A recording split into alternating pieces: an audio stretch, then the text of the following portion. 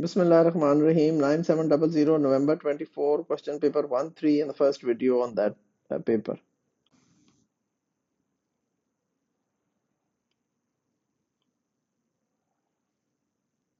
Question number 1. Which steps are needed to find the actual width of a xylem vessel viewed in transverse section using a 10 objective lens?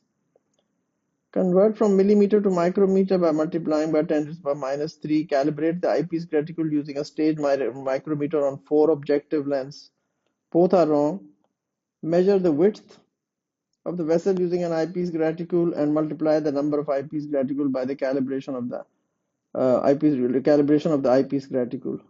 So you calibrate the eyepiece reticule with a stage micrometer, and then you measure the width with using the eyepiece reticule, and you know that 10 units is equal to so many millimeter or micrometer, whatever you might have done.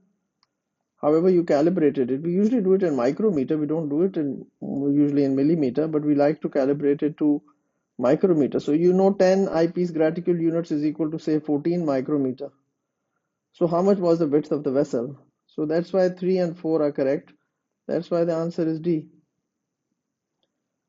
Then coming to the question number 2, which cell structure is found in human cells and typical plant cells? 70S ribosome, cilia, plasmodesmata, tonoplast.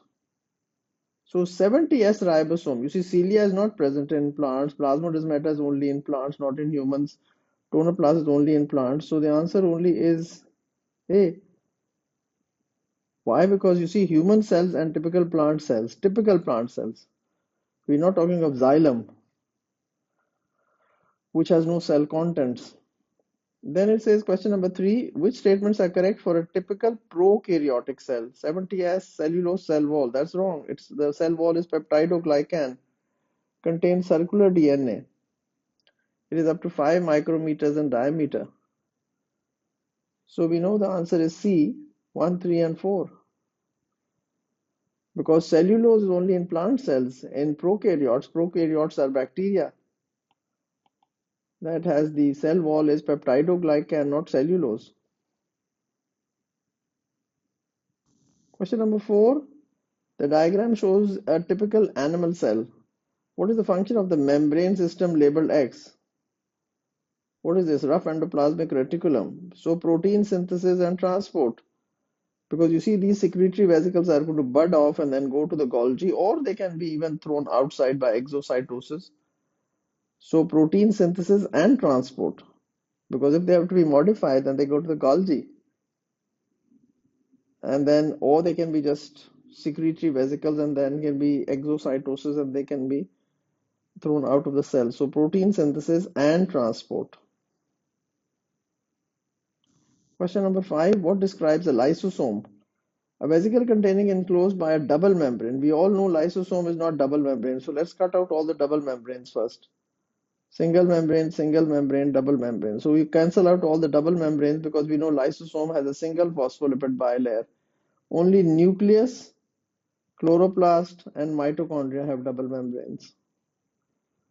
So we immediately cross out these and then we know which one is correct. So C is correct. A vesicle enclosed by a single membrane containing several different hydrolytic enzymes that may act inside or outside the cell. Like in phagocytosis, it's outside into the phagocytic vacuole. But in other cells, it could be getting rid of worn out organelles. Question number 6. The diagram shows a triglyceride.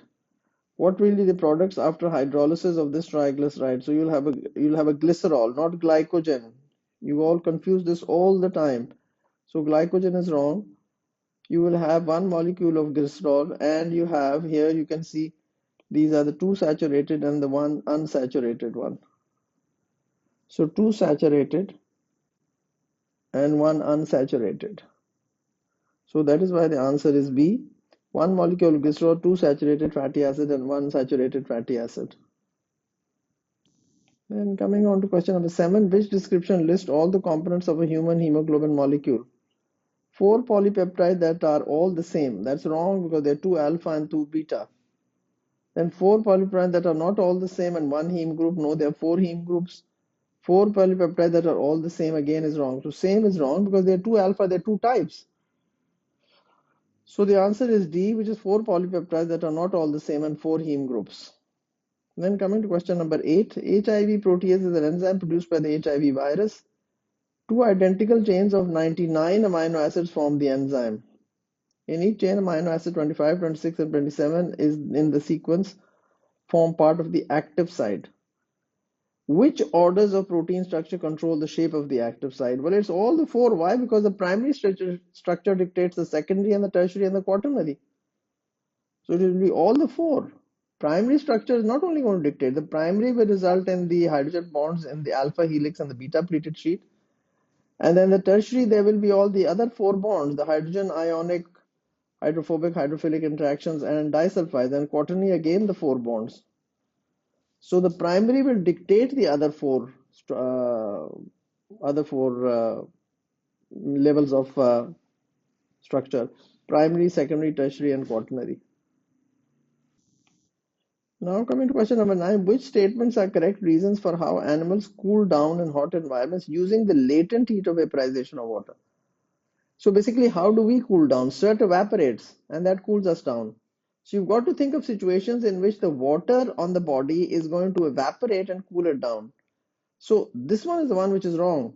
Fish moving into deep water is not going to involve latent heat of vaporization. So that is wrong. So then you know that wherever there is two, that is wrong. So the others are correct, all three are correct. That's why the answer is C, 1, 3, and 4. Some animals lie down and roll in the wet soil, and all that wetness is going to evaporate and cool them down. Some animals lick their fur, so the saliva is going to got water in it, that's going to evaporate. Some animals breathe quickly with a wet tongue hanging out, so the wet tongue, water is going to evaporate from the wet tongue, and that's how animals pant. Dogs pant also. So that is why that is going to be the answer to that. Then coming on to question number 10. Two different enzymes P and Q are investigated to find the optimum pH for each enzyme. The result shows that P works only in acidic conditions. Q has an optimum pH which is slightly alkaline. Which graphs are the correct results for P and Q? This is rate of reaction. This is substrate concentration at 1 minute. You see, this is very different. All the y-axes are different. This is pH and this is pH. Now, how do you read this? You're going to say that it's got to work. So, rate of reaction should be highest at a low pH. Of which one? Of P. Because you say P works only in acidic conditions. Here, P is working in an alkaline condition. So, this is wrong. Of course, this is correct.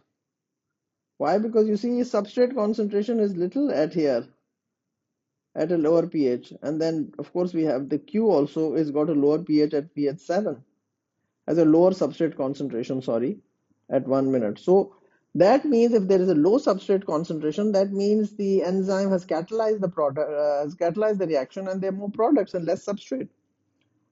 These, of course, were all wrong, and if you look at it carefully, this is product concentration, and then this is rate of reaction. So these are both wrong, and if you just look at it carefully, you'll probably figure it out.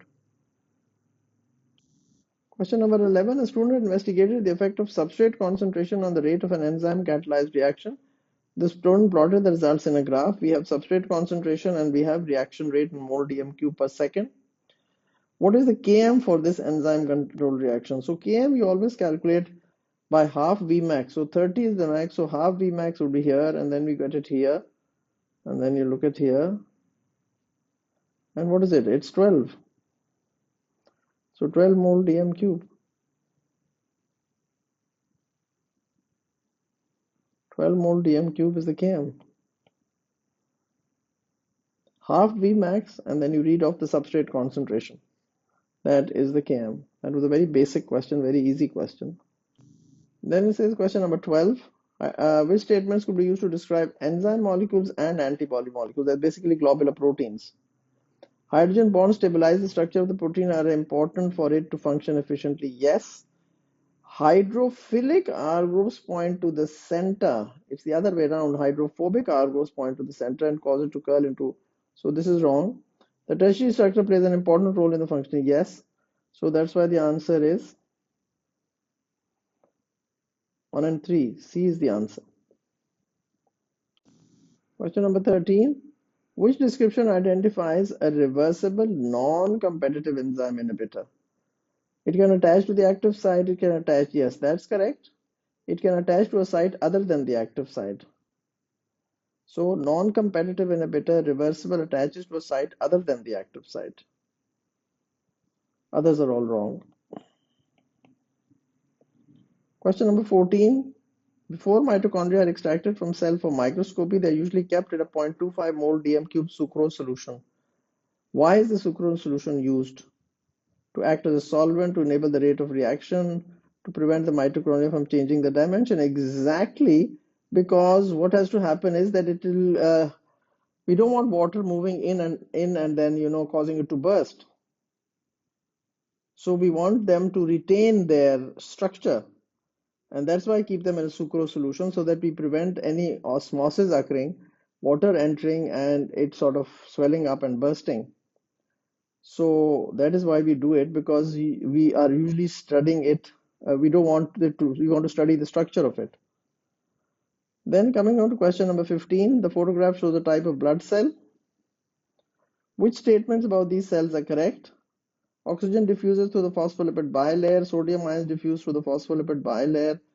How can that be? Sodium ions cannot diffuse through the phospholipid bilayer. Ions do not pass through the hydrophobic part. Water pass into and out of the cell. Yes, so C is correct. 1 and 3 is correct. Sodium cannot pass. Question number 16. Which row is correct for parts of a phospholipid molecule? A. Can be saturated or unsaturated, can also be found in a triglyceride. So we all know that can be saturated or unsaturated has to be the tail, and can also be found in a triglyceride is the tail. So this is correct.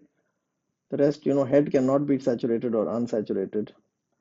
And the head cannot is no phosphate in a triglyceride. Then we have a student filled dialysis tubing with a sucrose solution and knotted both ends. This formed a cylinder with 5 centimeter radius of 2 centimeter. What is the surface area to volume ratio for this cylinder of the dialysis tubing? It's 1.4:1. Please learn how to calculate the surface area to volume ratio of cylinders. Then question number 18. Which process does not involve mitosis? Asexual reproduction, growth of unicellular. Yes, growth of unicellular organisms. If it's a bacteria and it grows just in size. It multiplies then by binary fission. So mitosis is not involved in bacteria either. So growth of unicellular organisms is not mitosis. Repair is, replacement is. This is all require mitosis, and this also requires mitosis. Question number 19. The photomicrograph shows cells in an onion root tip. Which labeled cells are in anaphase, metaphase, and prophase? Anaphase, metaphase, and prophase. Now you've got to figure this out. Y has definitely got to be metaphase. That's how I would have figured it out. Z is anaphase. So the answer is D. Z is anaphase. You can see this. Anaphase apart. And Y is metaphase because they're all in the center. So Y is metaphase. And X is prophase. This is prophase. You can see they become prominent. The nuclear membrane is still there. Nuclear membrane starts to disappear in prophase. Question number 20. The diagram shows an outline of the mitotic cell cycle. You immediately look at cytokinesis. So you know this is mitosis. And then this is G1, and then this is S phase, and then this is G2. So you got a clue from the cytokinesis. Which number stages of the cell cycle include a period of time when each chromosome consists of sister chromatids joined by a centromere? Sister chromatids joined by a centromere. S phase DNA replication takes place. So it's 1 and 2. 1 and 2. You see, because then in 2, still at the end of, yes, mitosis, then they will become separate. But cytokinesis become two cells. In G1, of course, they're still the same. They're not, there's only the chromosome. S phase DNA replication takes place. So it would be in 1 and 2. Question number 21. The diagram shows part of a nucleic acid molecule. What is the name of the bond X? Now, of course, that was come in many other questions, the phosphodiester bond between the two nucleotides. Question number 22. XNA is a laboratory-made nucleic acid. XNA is made of nucleotides in which one component has been replaced by chemical X. The chemical X is organic, but is not found in nature. The part of the molecule responsible for coding is not changed. Which component of DNA or RNA molecules has been replaced? It's very easy. It's the 5-carbon sugar. Because if the 5-carbon sugar is made into some other sugar which doesn't exist in nature, it's not deoxyribose, it's not ribose, it's something else which they have engineered or they have made synthetically. That can only be different because phosphate is present and the bases, it says the coding areas has not been changed. So the bases would be there, the purine and the pyrimidine bases would be there. Then it says 23, which strand of DNA does RNA polymerase bind to? That was basically simple. It's a template strand. This has come in the previous papers as well in one of the other variants as well. Now coming to question number 24, which processes occur during the formation of messenger RNA? Messenger RNA is DNA to mRNA in transcription. So when the RNA nucleotides join up, there of course will be water will exit, so that's condensation. So condensation will take place. Yes, polymerization, polymer, the RNA nucleotides join to form a polymer. Replication will not take place. Replication has already taken place in S phase, and here no replications, and this will be called transcription. So 1, 2, and 4, which is B. Then the anticodon for the amino acid tryptophan is ACC. So the anticodon is ACC, anti. So what will be the codon? And then what will be the DNA? So you've got to figure this out. So please remember in codon and anticodon there is U. So A it will be here UGG and here it will be ACC.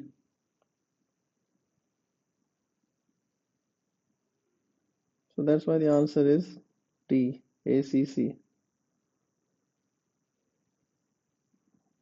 Then coming to question number 26. A student drew a plant diagram of some plant tissue. The diagram is shown. It contains a mistake in the way that it is drawn.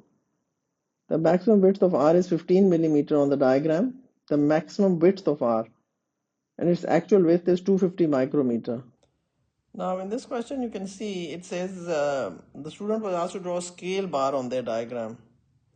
Which row is correct? Now the answer D is correct, but why is it correct? Number one, this is the stem because the vascular bundle is on the periphery. The mistake is, why have they shaded this? This is not allowed. In a plant drawing, shading is not allowed.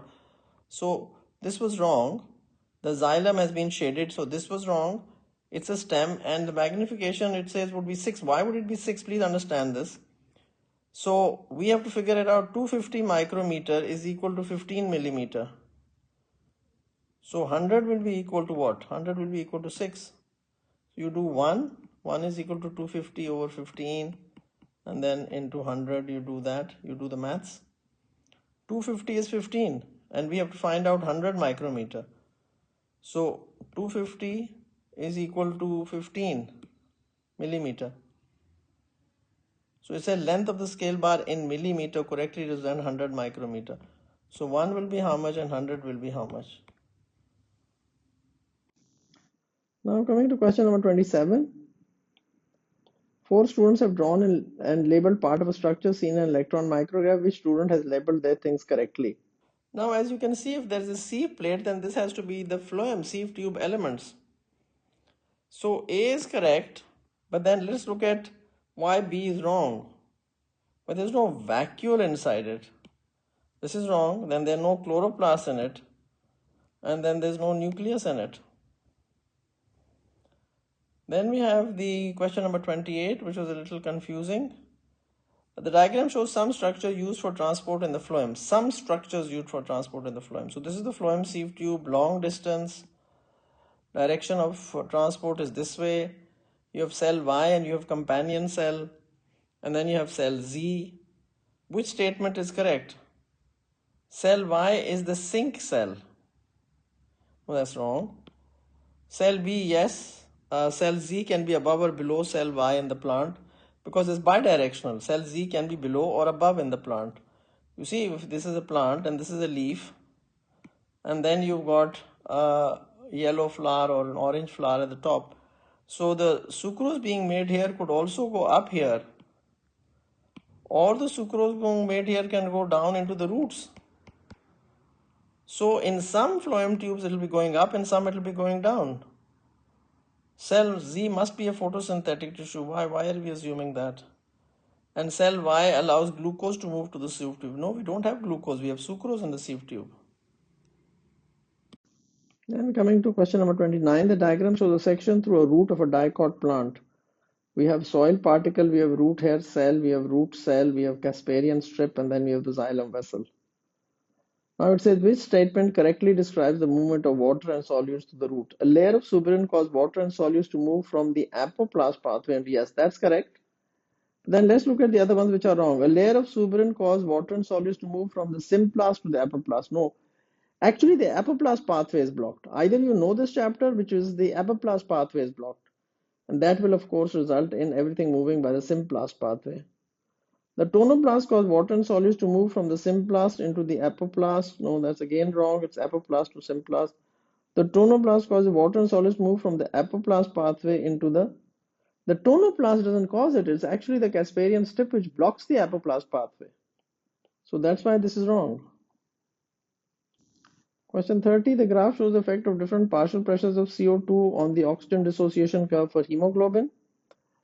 Percentage saturation of hemoglobin with oxygen, and then partial pressure of oxygen. What is the change in percentage of oxygen saturation of hemoglobin at a partial pressure of oxygen at 6 kPa as the partial pressure of carbon dioxide changes from 1 to 1.5 kPa?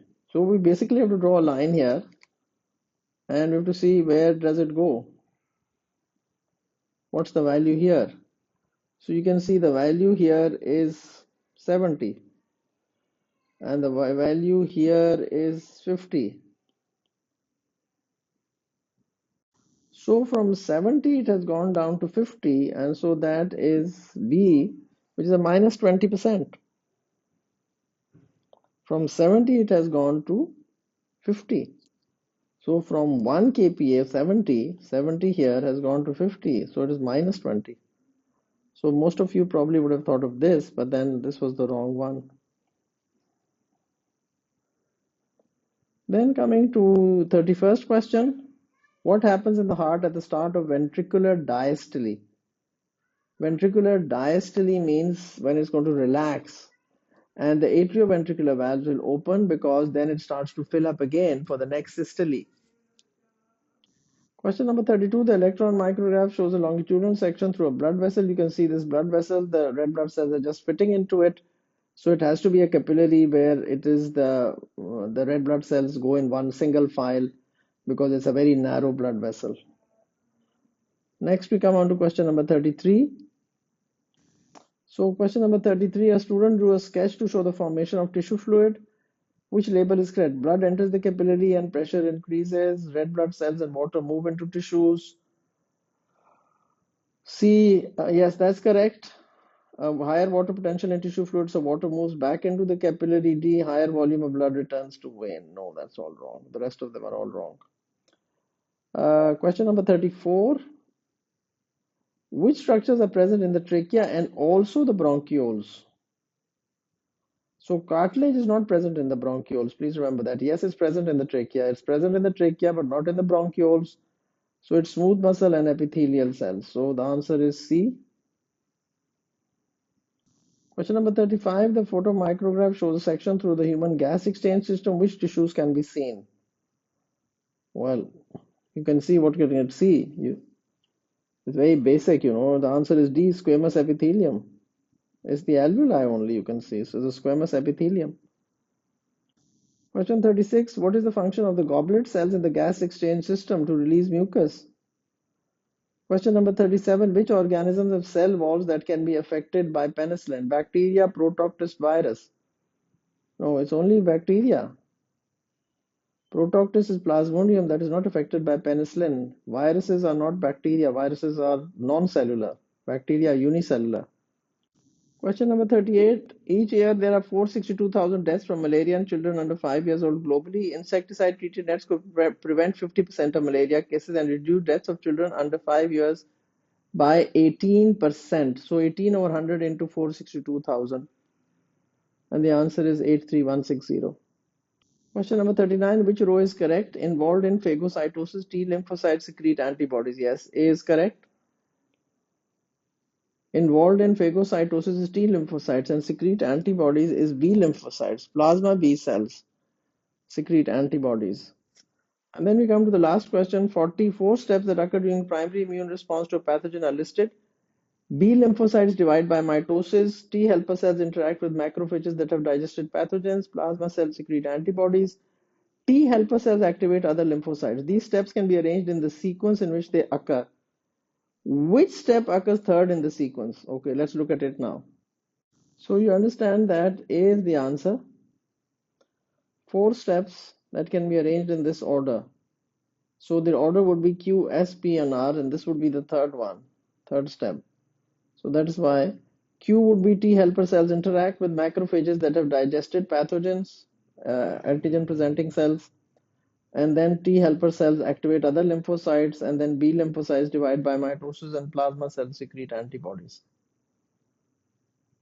Thank you. This completes this paper. And thank you for watching and thank you for subscribing. And please do leave your comments for anything that I can do to help you in your study of biology.